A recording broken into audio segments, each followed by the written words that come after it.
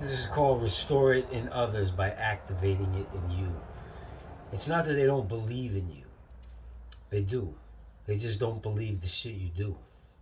And yes, that makes it so they don't believe in you, as in they know that they feel that you exist, but they choose otherwise because they don't believe in you.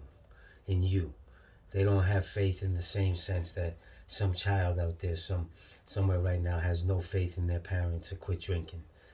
The expectation, the hopes for change, the faith that their parent will overcome this is gone. If it's this type of faith that has been lost in you, restore, restore, restore by activation.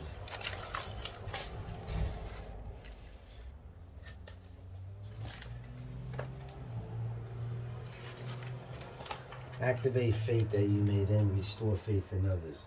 When they ask you where you were when I was down, where were you? And you responded with the classic and also poignant story of the footprints, the two sets of prints in the sand. You said that where we see one set of prints in our life is where you carried us. Is that what it's like to be carried by you? Will you carry me all the way to the depths of my despair? Was that you that didn't answer even though you were right there when I was crying out for you so loud that the sky shattered at my roar? Why would you carry me and not answer? And if you are carrying me, then why did you carry me to where I ended up to? You see that I'm headed there. Why not carry me somewhere else? You see, when there was only one footprint in the sand, only one said, I think you were gone. I think when I started to deviate, I think you left. I think you dipped into that great big ocean to our left and just became the ocean. Maybe you were always there, but you were everywhere else as well. But it was never just me and you. And I believe in your number, your true number, one. There is only one. And there should be only one. One everything, one God, one people, one word, one conversation. If so, it would have been just me and you.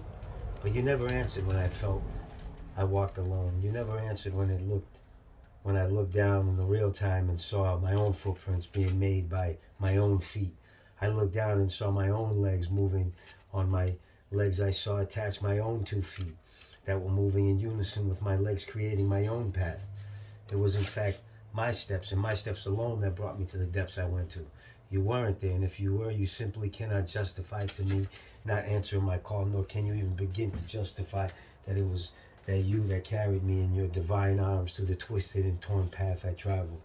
I got scarred and worn. How could it be so? And I don't blame you. There are others, so many others to tend to. But let's not take credit, and more importantly, let's not give credit where credit is not due. To the one whose footsteps we do see, let's give credit to their which credit should be due. Can we praise the traveler who went so far and so deep and did so alone?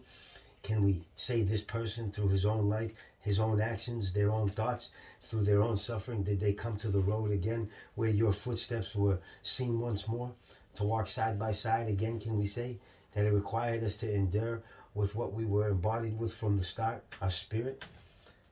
They went through so much and felt so much. All the things you say you carried me through, I felt.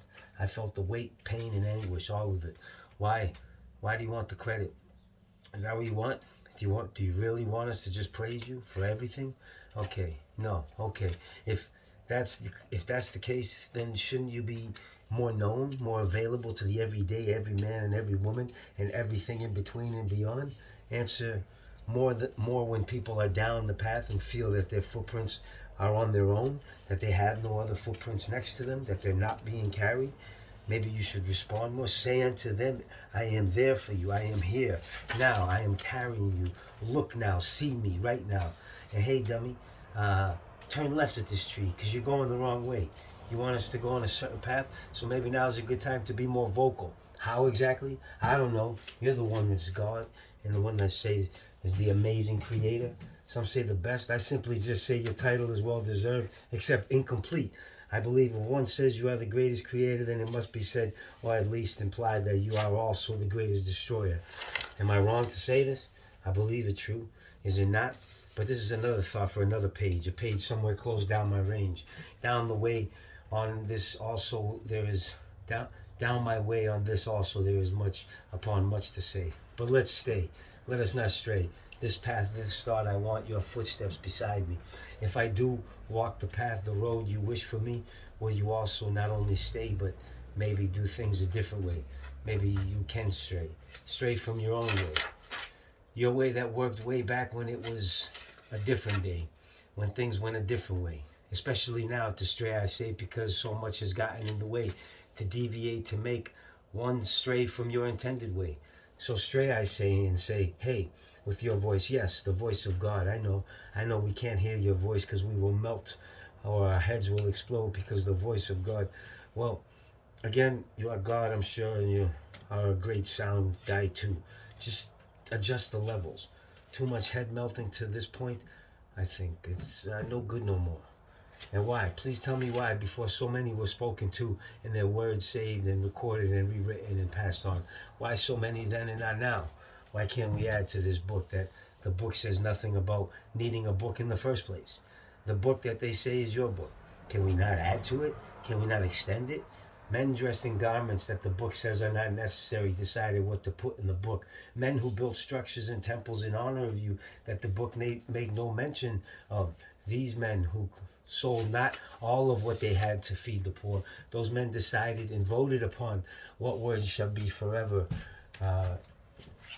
said and spoken unto the rest, to the flock. Did they get everything right? You have seen, even if they did get it right, how the temples and the leaders of those temples have used the words attributed to you. Tell me, my Father, how have those who preach your word through the ages, have they treated my mother? The mother, how have they treated the woman?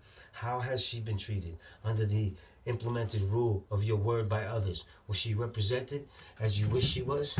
She was misrepresented, now wasn't she? Let's not talk of the literal burnings. I hate to bring up the past, but if you're going to give me a past manual from way past of the past, then I think it's fair that I bring up the past. Imagine this, and you could do this. Become a 9-year-old child and put yourself somewhere around the man-made year of 1200 AD. Now imagine your 9-year-old self as your mother is ripped from you in the name of God, in your name, and then she's bound to fuel-soaked timbers, trees cut to fuel death, life chopped in its place to be used as fodder for the agonizing and torturous family fan favorite, the burning at the stake. Imagine now God also being the one burnt. Skin melts, eyeballs melt, you breathe in not hot air, but actual flames. All this before death occurs. Did you put yourself there? Because like no other can actually go and physically feel these things. I can't. I can only imagine. You can rearrange time and reality and actually go do it. I know you will, because I'm walking your path and you are walking right there with me. And we are talking. I know it's not your fault as to how we treat one another, even as groups.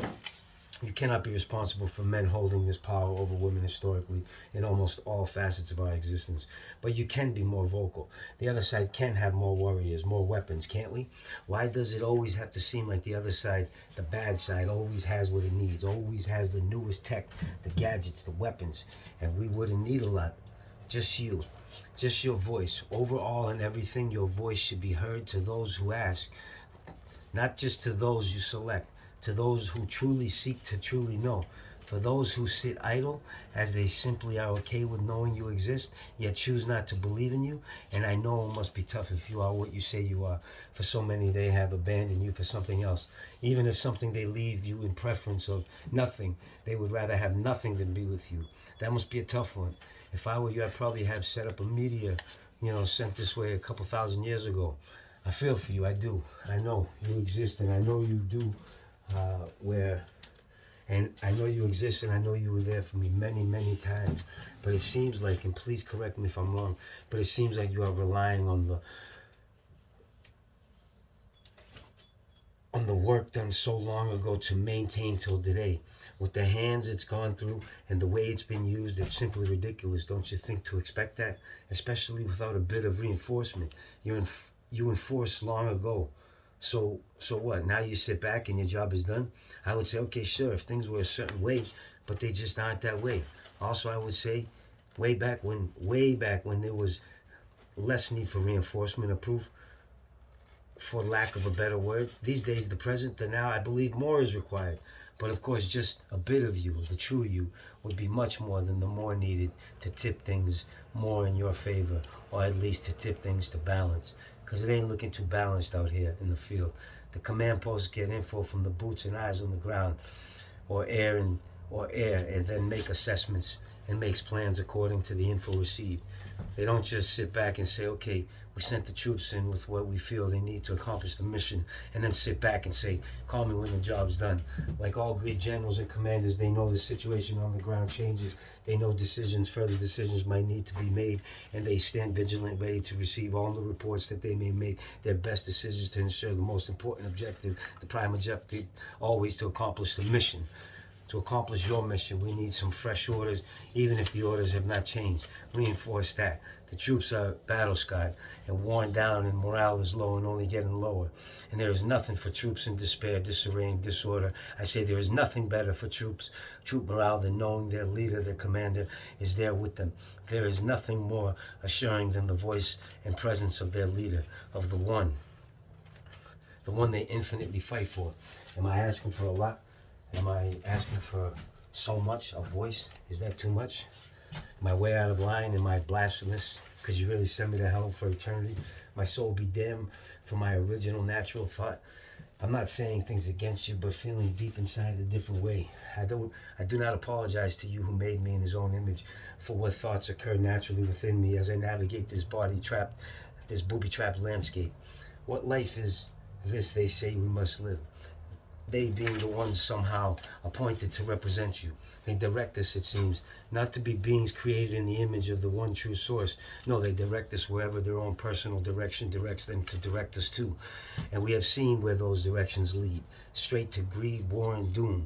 Help is needed. Help those trying to help others, and in turn help you. Help those ones who have decided to just know you exist and just choose to not believe in you. Help them to activate. Help them activate that which is there, that which is in all of us. Just a little is needed from one, the true one, who has it all to give, the one who has it all to give. And if mass activation of faith is impossible, then please select as you did once long ago those that you deem worthy, that can carry out your wisdom, philosophy, and ideals.